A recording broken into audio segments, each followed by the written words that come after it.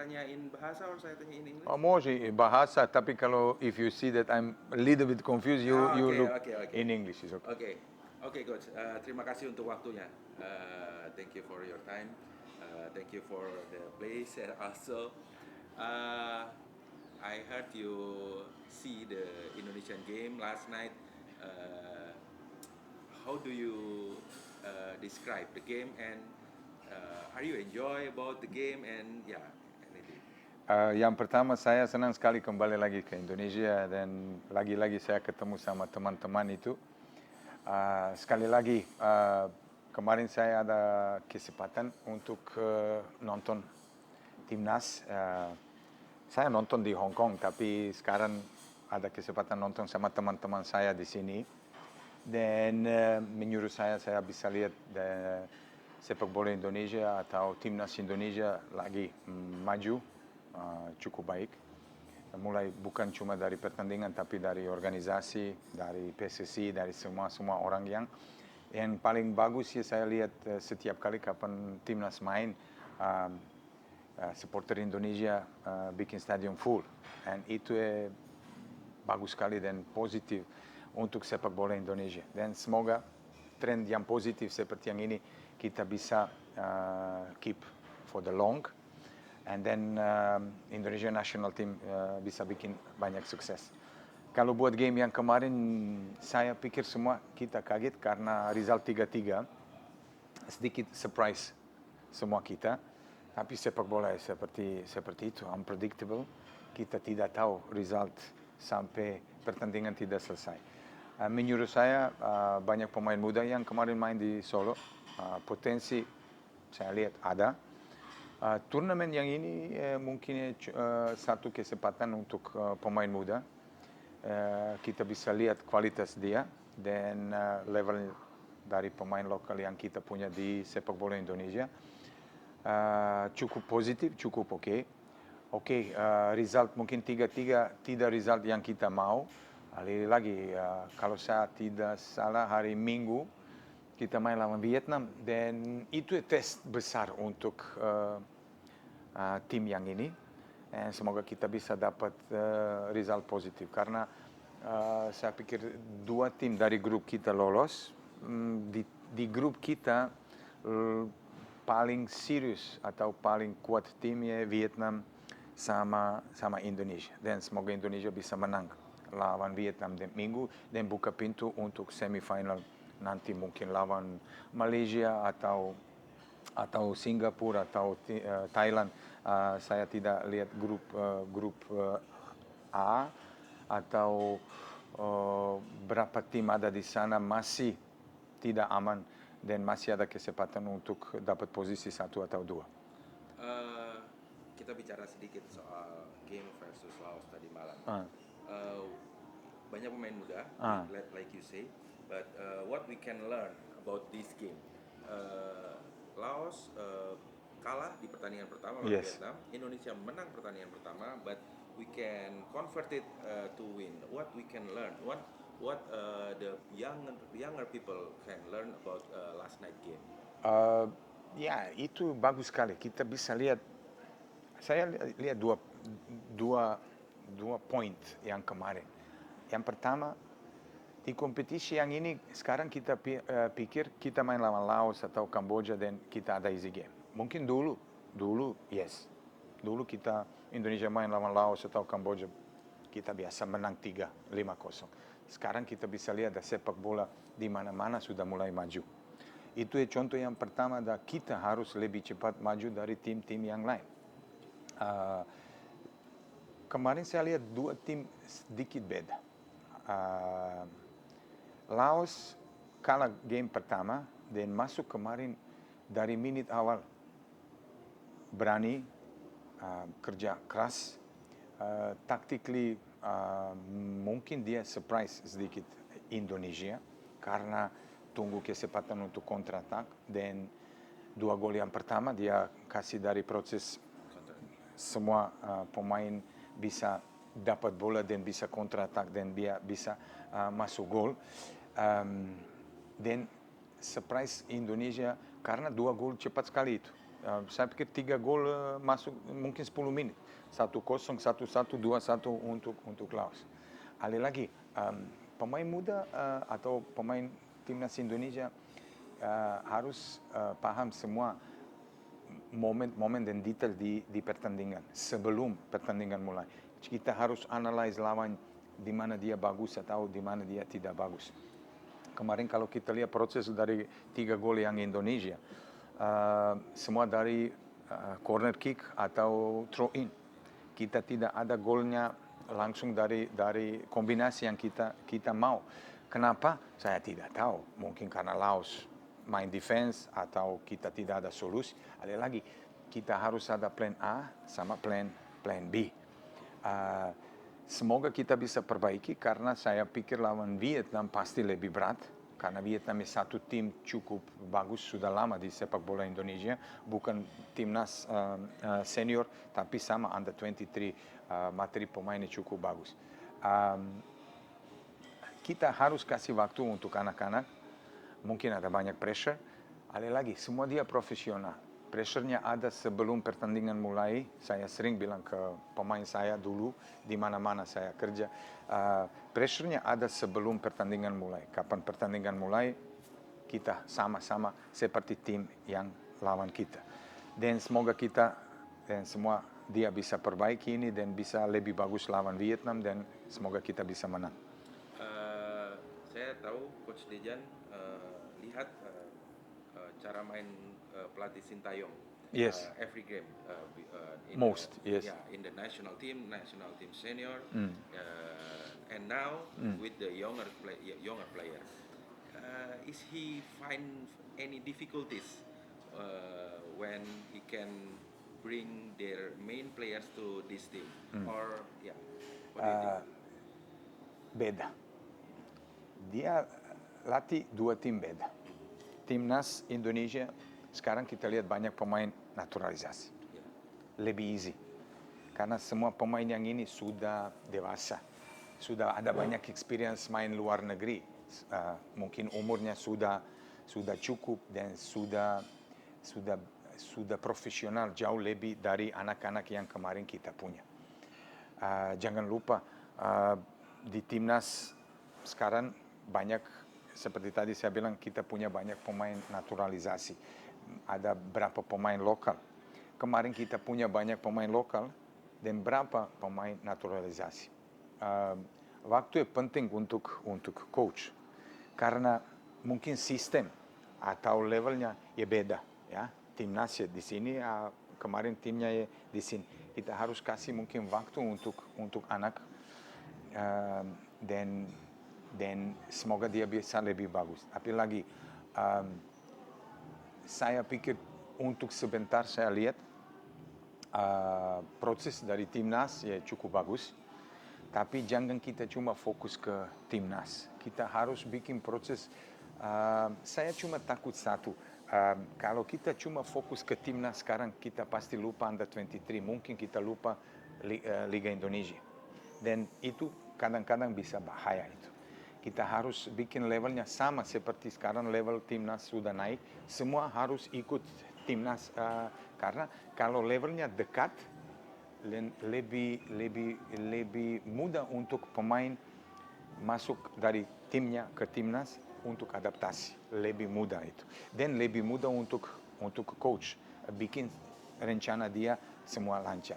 Tapi experience sudah ada dan saya pikir cuma butuh waktu sedikit untuk timnya, khusus untuk under 23 dan semoga anak-anak bisa lebih bagus. Yeah, so dengan kata lain, you want to tell that in the club pemain harus bagus, levelnya agar tidak terlalu jauh untuk bisa compete, bisa bermain baik di timnas. Yes, levelnya harus ikut. Karena sering kali kita dulu di Serbia kita bilang kalau kita mau bikin timnas bagus, jangan lupa pemain lokal sama itu. Kita ada naturalisasi bagus, puji Tuhan. Tapi kita harus ada sama pemain lokal yang punya potensi dan kesempatan untuk main di timnas. Tapi kalau kita liga kita tidak mungkin cukup bagus, dan berat untuk pelatih pilih tim pemain dari tim yang di mana-mana atau tim yang lain kalau mungkin levelnya jauh dari yang kita punya sekarang di timnas. Seperti itu. I just say we need the level of all the groups, national team, under 23, and the national and the local league must be very close. If the gap is too big, then transformation from here to here will be very difficult and adaptation will be very hard for them. This is about the national team. How about the league, liga? Apa yang harus dinaikkan kualitinya untuk supaya tidak terlalu jauh dari national team? National team is already good, pelatih sudah bagus, facility is it's getting better now. Tapi apa yang perlu dinaikkan yang dari liga supaya tidak terlalu? Di mana-mana di dunia semua liga yang nomor satu dan paling penting karena hidup sepak bola mulai dari local league yang kita punya. Sekarang kalau kita lihat Indonesian League ya beda dari Indonesian League yang kemarin kita punya. Kenapa? Karena pertama kita punya banyak pemain asing sekarang ya, dan levelnya sudah mulai lebih naik itu, oke, dan lebih bagus dari musim kemarin.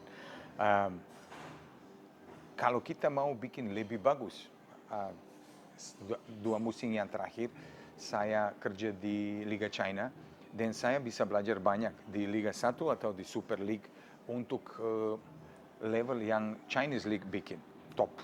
Kalau saya lihat tim-tim di Super League, saya tidak bisa pilih 1 atau 2 tim dan saya bisa bilang mungkin tim yang ini tidak organisasi bagus. Tim-tim yang lain profesional bagus sekali. Shanghai Shenhua, Shandong, Shanghai Port, Guangzhou Evergreen dulu. Dan saya pikir yang pertama entertainment kita harus bikin lebih bagus di semua timnya itu. Fasilitas untuk latihan kita harus ada lebih bagus. Sekarang saya minta maaf, mungkin saya lihat berapa tim yang punya fasilitas, tapi banyak tim-tim yang bagus di Indonesia tidak ada fasilitas sebagai tim profesional. Karena kemarin saya lihat di contoh di Chinese League, Shandong, satu tim yang besar sekali, mungkin sama seperti Persib atau Persija di sini. Dia punya 2 base, satu base di kota, satu base keluar kota.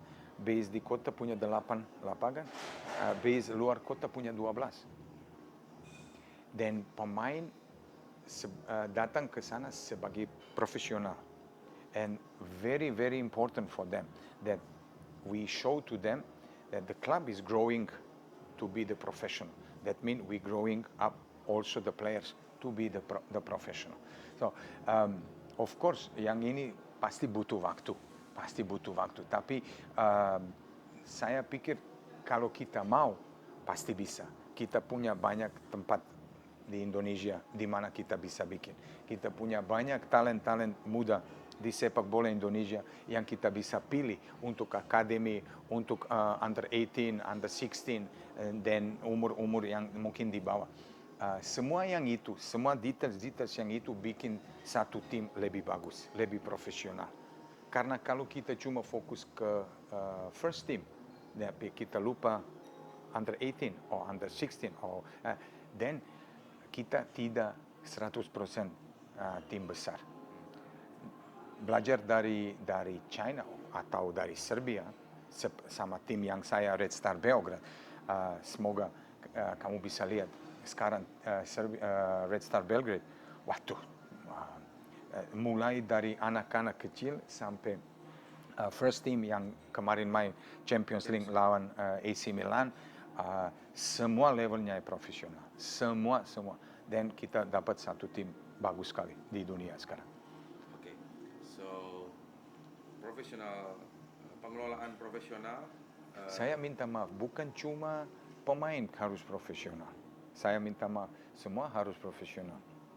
Sport director, technical director, orang cuci barang, orang bikin lapangan, orang bikin trip berangkat ke sana. Semua harus profesional. Saya mungkin salah tadi kalau saya bilang cuma pelatih atau pemain harus profesional. No.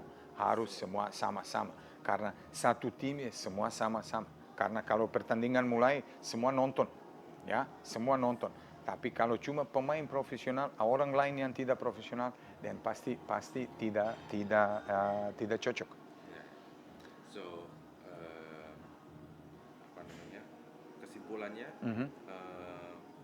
klub profesional, every aspek profesional, semuanya profesional, klub profesional itu akan membuat liga, semua tim itu akan membuat liga jadi semakin profesional. In the end, result adalah pemain yang punya kualitas lebih baik. Dan habis itu kita bisa pilih, oh pemain yang ini bagus ke timnas atau ke under 23. Karena Indonesia punya banyak pemain muda yang punya kualitas. Kita cuma harus pilih dia. Bukan cuma pilih, kalau kita pilih kita harus masuk dia di jalan yang benar. Dan kita kasih semua yang positif dan semua yang profesional, semua yang baik. Karena jalan anak yang umur 16, jalan dia masuk ke timnas ya panjang. Dan dia harus berani sampai dia datang until the end. When he come to the end, then he is ready to play for the national team. Kalau dia loncat dari sini ke sini, itu mungkin saya pikir kita salah itu. Oke, Coach, this is getting intense, menarik karena you mention pemain bagus, Indonesia banyak, tapi mungkin yang sampai di level profesional tidak sebanyak itu. Kita tahu dulu kita sering kali juara level junior, ya. We can see like Evan Dimas and anything. Coach sudah lama di Indonesia. Kalau Coach sendiri lihat, in your personal opinion, what is the problem? Players cannot fulfill their potential. Jadi dia sudah punya basic bagus, tapi di senior level dia tidak sebagus ketika masih junior. What is the problem in Indonesia? You see, di Eropa sekarang, contoh di Red Star Beograd, kita ganti strategi. Kita punya pemain muda. Contoh Red Star Beograd kemarin dijual satu pemain muda umur 17 ke Manchester City, harga 14 juta pounds atau euros, saya tidak tahu. Dan kita punya satu pemain lagi dari Red Star Beograd ke Spartak Moskow, kalau saya nggak salah 10 juta euro. Harga semua besar sekali. Tapi sekarang kita harus lihat, di Indonesia benar kamu. Dari awal kita punya masalah yang ini. Dulu banyak pemain muda potensi bagus, main bagus ini, tapi kalau dia keluar dari junior ke senior sudah mulai turun. Ada tuh, ya saya bisa bilang kadang-kadang ada 2-3 alasan kenapa. Kadang-kadang sponsor, kadang-kadang manajer, kadang-kadang dapat uang besar terlalu cepat, kadang-kadang anak-anak tidak ada motivasi kalau salah tim. Kadang-kadang mungkin pemain masuk di tim di mana dia tidak cocok sama strategi yang pelatih punya. Tapi sebagai profesional, semua dia harus expect this one dan accept this one. Karena kita semua profesional. Level yang pemain muda punya di level yang junior sama senior beda jauh. Di sini mungkin dia cepat, tapi kalau dia masuk ke level yang senior, dia tidak lagi cepat karena ini sudah levelnya sama-sama. Dan seperti saya kemarin lihat ada tuh berapa pemain muda cukup bagus, tapi potensi kita masih tidak lihat. Kita harus bangun potensi dia untuk dia bisa lebih bagus lagi. Paling penting pelatih. Pelatih harus recognize pemain yang punya potensi dan pemain yang bisa lebih bagus. Dan pelatih harus kasih contoh yang benar dan contoh yang positif, bukan cuma di lapangan tapi di luar lapangan untuk bicara. Karena sepak bola tidak cuma di lapangan, sepak bola luar lapangan. Sekarang kita punya sekolah, anak-anak Red Star Beograd belajar bahasa. Semua aspek yang dia pasti punya nanti kalau main keluar negeri. Karena nanti kalau dia pindah, dia tidak bingung. Dia pindah ke England, oke, bahasa Inggris, makanan sudah siap. Nah, kita persiapkan semua dia sebelum dia sudah dewasa atau dia growing up. Di Indonesia kita tidak ada yang ini. Kita pikir dia sudah bagus di tim junior, oke, masuk dia langsung main. Kalau dia main 3 kali pertandingan jelek, semua marah-marah, semua bilang pip, pip, pip, pip, pip. Dan pemain muda turun. Mental. Dan kalau pelatih lepas dia turun lagi. Dan sulit sekali.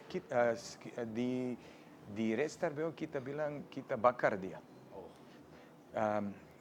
Jujur kita harus hati-hati.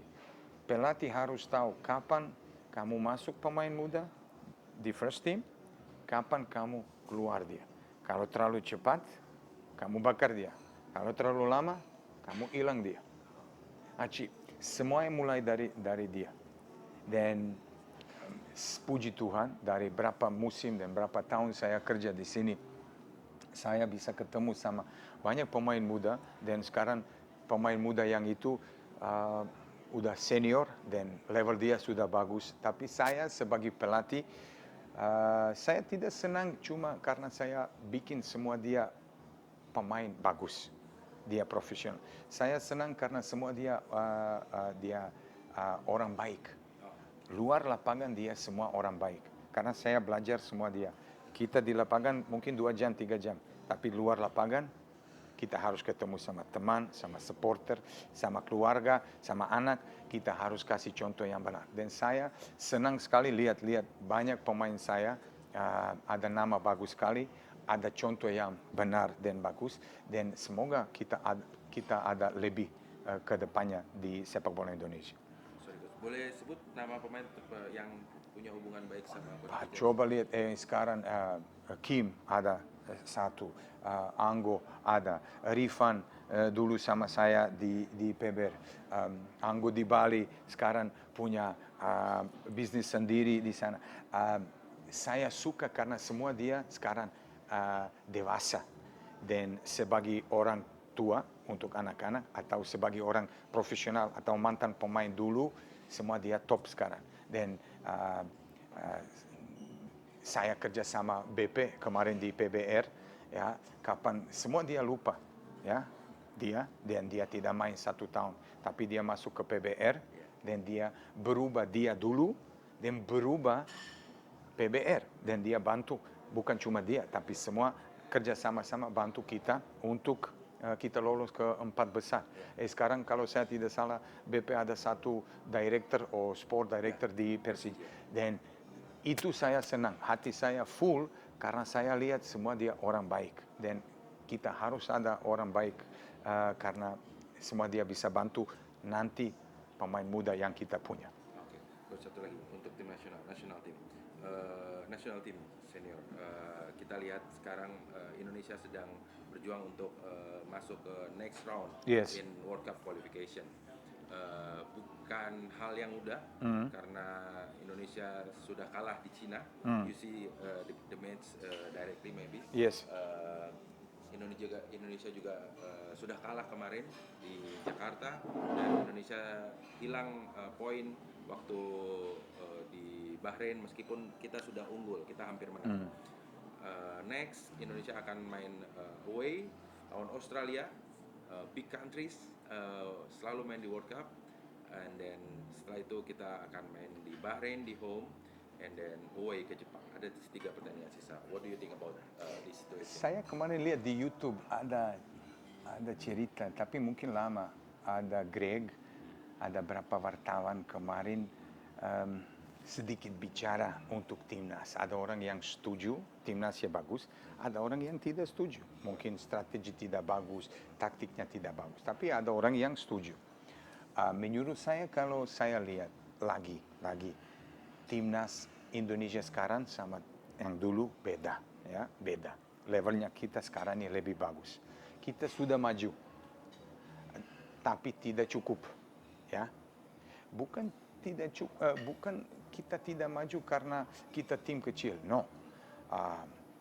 Saya kemarin bicara sama pelatih Bahrain, teman saya, dia bilang ke saya, Dejan, saya kaget karena Indonesia sekarang banyak pemain asing dan cukup bagus, organisasi cukup bagus, main bagus, dan kita draw, ya 2-2 menit terakhir Bahrain skor gol. Dan saya pikir we already make good step, but to make another step, we will need little bit more time. And kalau kita mau dekat sama levelnya, contoh Japan, Korea, ini level pemain kita sama level yang pemain yang Japan beda jauh. Pemain Japan main luar negeri, main Champions League, main di Liga 5 di Eropa. Pemain kita tidak. Beda, sudah mulai yang ini. Lagi, ayo kita pilih, kita lawan China, kita lawan Bahrain, kita lawan negara yang lebih dekat sama kita. Kalau kita sudah lewat levelnya yang ini, then we go to challenge Japan, we go to challenge Korea. Tapi masih jauh. Berubah apa untuk bikin lebih bagus? Saya pikir model yang ini cukup bagus. Saya pikir kita harus ada lebih pemain lokal sama.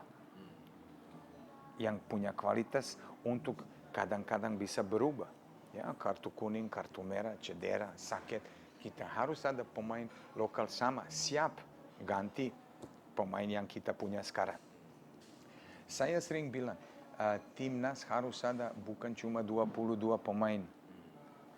Timnas harus ada 35 pemain siap main untuk Indonesia. Kita negara besar, 200-300 juta orang kita punya di sini. Kita harus ada, semua dia harus siap. Karena untuk rotasi, untuk taktik kita harus siap.